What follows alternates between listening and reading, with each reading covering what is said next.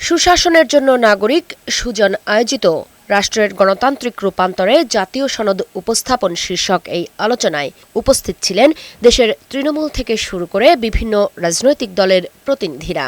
প্রত্যেকেই যার যার জায়গা থেকে রাষ্ট্র সংস্কারের বিভিন্ন দিক নিয়ে আলোচনা করেন। বিচার ব্যবস্থা, প্রশাসন সহ দেশের বিভিন্ন খাতে স্বৈরতান্ত্রিক কাঠামো ভাঙার কথা বলেন তরুণ নেতারা। আমাদের জুডিশিয়ারিকে সংস্কার করতে হবে, আমাদের দুদককে সংস্কার করতে হবে।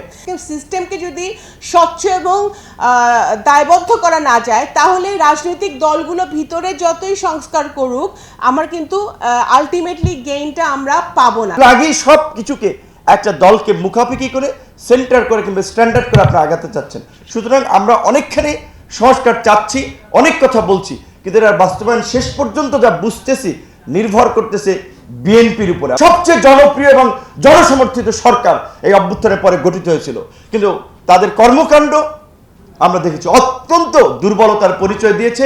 একটা মেরুদণ্ড ভাঙা সরকার। যে বিশ্বাস 50 বছরে নষ্ট হয়েছে, সেই বিশ্বাস অর্জনের জন্য, সেই আস্থা অর্জনের জন্য প্রথম ধাপ হচ্ছে এই মৌলিক সংস্কারগুলোতে রাজি হওয়া, গণতন্ত্রের এই নতুন নিয়মগুলো সেট করা।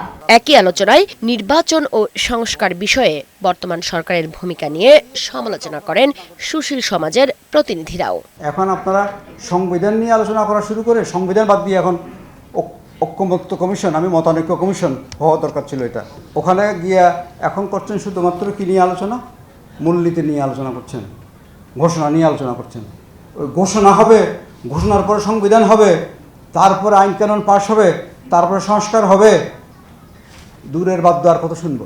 আর কেউ যেন ফ্যাসিস্ট না হয়, এজন্য জনগণকে সোচ্চার থাকার আহ্বান জানান নির্বাচন সংস্কার কমিশনের প্রধান বদিউল আলম মজুমদার। এই কতগুলো প্রতিষ্ঠানে নিয়োগ যদি আমরা সঠিক ব্যক্তিদেরকে না দেওয়া হয় এবং এগুলোকে যদি সাংবিধানিক প্রতিষ্ঠানে পরিণত না করা হয়, তাহলে সবই হবে পণ্ডশ্রম।